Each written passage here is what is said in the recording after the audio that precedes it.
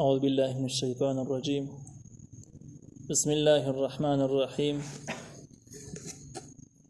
ولقد كرمنا بني آدم وحملناهم في البر والبحر ورزقناهم من الطيبات وفضلناهم على كثير ممن خلقنا تفضيلا. سورة بني إسرائيل 70 نمبر آیات. په دې 70 نمبر آیات کې هغه نعمتونو ذکر دی چې الله تعالی خصوصي د انسان سره کړی دي او دغه نعمتونو د بیانولو خلاصه دا ده چې انسان له دومره بغاوت او د الله تعالی د توحید او دین نه مخالفت نه دی وکړ. الله تعالی وی ولقد کرمنا بني آدم، یقینا من عزت ورکړی دی بني آدمو ته، انسانانو ته. وحملناهم، من دوی سواره کړي دي په البر، په وچه کې. په وچه کې هم دا شی نه دي چې دوی په سورلي کوي. والبحر، په دریاب کې هلته کې کشته او بیړۍ استعمالوي. ورزقناهم، خوراکونه ورکړل دوی ته من الطیبات، د پاکو څیزونو نه. په ځمکه کې کوم باقي مخلوقات هغه پاکه مردار نه پیژني، خو انسان پاک څیزونه خوري. وفضلناهم، دا غوره کړل علی کثیر ممن خلقنا تفضیلا، پر ډیرو هغه مخلوقاتو باندې چې موږ پیدا کړي دي په غوره کولو سره. ډیر مخلوقات داسې دي چې الله تعالی وایي دغه نه انسان ما بهتر. نو دومره لوی احسانات او تقاضا ده چې الله تعالی شکر ادا شي، او شکر ادا د توحید یو منل شي او دین یو منل شي. دې ځکه چې الله تعالی وایي چې موږ انسانانو ته عزت ورکړل. نو اولنې بحث په دې کې دی چې د عزت په څه شي کې ورکړل، کوم د وجوهات او صفات په انسان کې موجود دي چې هغه په وجه باندې د باقي مخلوقاتو نه بهتره دی او درونه او عزتمن دی. نو مفسرینو تحقیق په دې کې دا دی چې په دې کې ځینې عام صفات په کافرانو کې هم موجود دي، په مسلمانانو کې هم دي، او ځینې خاص په مؤمنانو کې دي، په کافرانو کې نشته. کوم صفات چې په عام انسانانو کې موجود دي د حیواناتو نه به انسان را بېل شوی دی، هغه صفات دا د چې انسان نیک قد لري، په څلور خپو باندې نه ځي، په دوه خپو باندې ځي، نیک قد باندې ځي. د انسان اندامونو اعتدال برابر دی، یعنی دې کې اوږده او لنډ نشته. عام حیوانات داسې نه وي، کله یو ځای غټي کله بل ځای غټي، خو د انسان د اندامونو اعتدال برابر دی، بالکل مساوي دی. لاسونه په یو ناب، خپې په یو ناب، بیخي په ښایسته انداز باندې جوړ دی. د انسان صورت د باقي مخلوقاتو نه بهتر ډولې دی. د باقي مخلوقات چې په ځمکه کې اوسېږي د هغې ټولو نه د انسان شکل هم بهتر دی. په دې وجه باندې ته عزت میلاو شوی دی. او ځینې علماو دا هم لیکلي دي چې په ځمکه کې چې کوم مخلوقات دي نو صرف انسان داسې شیز دی چې دا په ګوتو باندې خوراک کوي، باقي څیزونه په خوله باندې خوراک کوي. نو په دې وجه باندې هم انسان ته یو امتیازي صفت میلاو شو او د باقي مخلوقاتو نه غوروالی ثابت شو.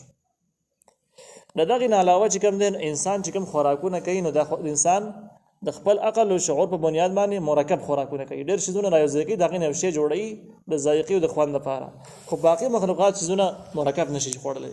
هغه هم دغه شند کې مفرد خوري، سګو مغه خوري، ځینې چې کم دینو غیا خوري، او دغه شند کې هغه پاکه د مردار تمیز هم نشي کولای او مرکب کولای هم نشي. دغه خبرو نه علاوه د ټول نه لوی څه چې کم دین هغه انسان کې عقل او شعور دی، چې انسان کې عقل او شعور دومره مقدار الله تعالی چولې دی چې هغه تمام کائنات او مخلوقاتونه خپل فائدې حاصلولې چې د خپل ځان لپاره استعمالولې شي. باقي چې څومره مخلوقات هغه کې دا مناقل نشته چې هغه د عام کائنات او د عام اسبابو استعمال او کنټرول په خپل قبضه کې راوړي او استعمال کوي. لکه انسان سره په ځمکه کې پیری موسیقي، پیری هم دغه شان شعور او عقل لري، لیکن هغه دومره مقدار نه لري چې کائنات مسخر کړي او د کائناتو نه کار واخلي، فائدې حاصل کړي. داسې نشي کولی. په دې وجه د پیریانو ګاډي په تاسو نه لیدلې، د هغې بیړۍ نشته دی، د هغې باقي مصنوعات یې نشته، فکټریان یې نشته دی. دا د انسان شرافت ته چې الله تعالی انسان ته ورکړی دی. د دې ټولو کې لوی څیز چې کوم دی په دې ټولو کې دننه بیا هغه عقل او شعور او د الله تعالی هدایت دی چې الله تعالی دین وپېژني، الله تعالی ذات وپېژني. نو اوس د باقي صفاتو کې موږ کافرانو سره مشترک، لیکن الله تعالی ذات او دین پیژندل او عملي کول او د هغې اهمیت پیژندل عملي کول نو دا په کافرانو کې نشته. نو چې کله دا صفت د کافرانو نه منفي شو نو کافرانو باره کې الله تعالی فرمایي چې بل هم ازول هم کالانعام بل هم ازول. د هغې مثال د حیواناتو په شانته کې دی، ښه بد کې دومره فرق نشي کولی، او بلکې د هغو نه هم ورخواري، ځکه چې څاروو سره عقل سره بوده شته نه، دوی سره عقل دی خراب کړی دی، په کار یې نه راولي. او سر د عقل بیا د حیواناتو سره حساب نشته، د انسان سره پوری حساب هم شته. نو دغه حوالو سره چې اندازې ولګي نو د کافرانو د فاسقانو فاجرانو احوال د کافرانو نه هم د زناورو نه سوچون د بدتر او خراب دي. په دغه صفاتو کې الله تعالی انسان ته کرامت ورکړي دي.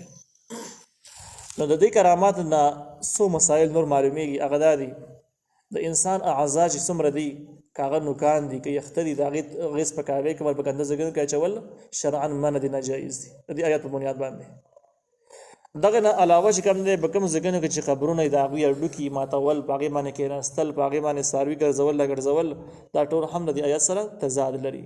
اگر که د قبرونه د هر چا کافرانو ولې نه بیا هم په هغې باندې د پاسه دومره سپکاوی کول، لکه په ځینو ځایونو کې داسې دي چې باقاعده په دې عدلو کې خلک امتیازي کوي. تیمارګره کې داسې ځایونه شته دي، غالبا د عیسایانو کې د چا قبرونه دي د پر اسلام سره، لیکن شرعا دا منع دي. شرعا د انسان د اعضاء پوره احترام پکار دی. پاتې شو د هغوی کفر الله تعالی به سره حساب کوي، خو عام انسانان بې قدر کوي، د اعضاء به قدر کوي، سپکاوی به نه کوي.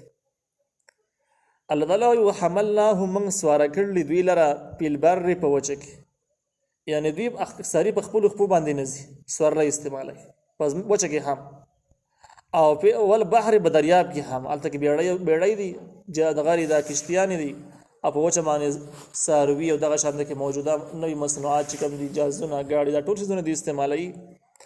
خو دا باقي مخلوقات نه داسې نشي کولی، همدغه خپلو خپو باندې ګرځي، نور څه طریقه ورسره نشته.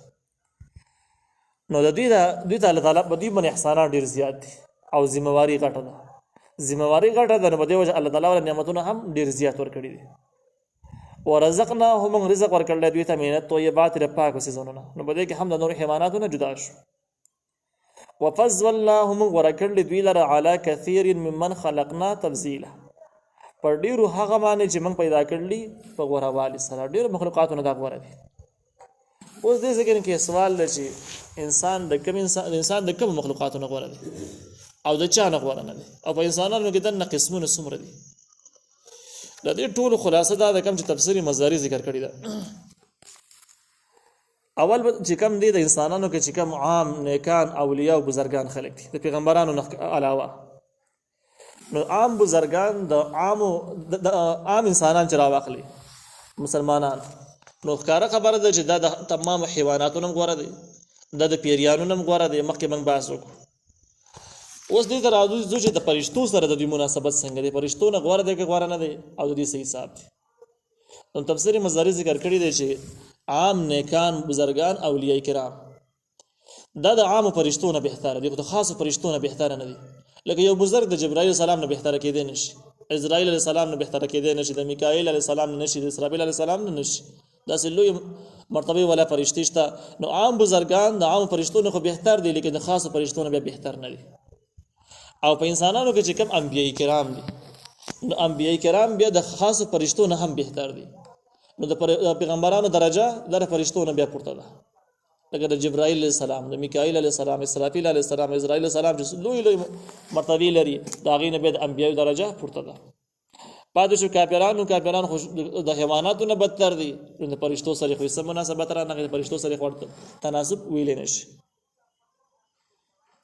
الله تعالی وایي یوم ندعو، هغه ورځ چې موږ راوبلو کل اناس هر ډله بامامهم په خپل مشر سره. فمن اوتي کتابه بیمینه فاولئک یقرؤون کتابهم ولا یظلمون فتیلا.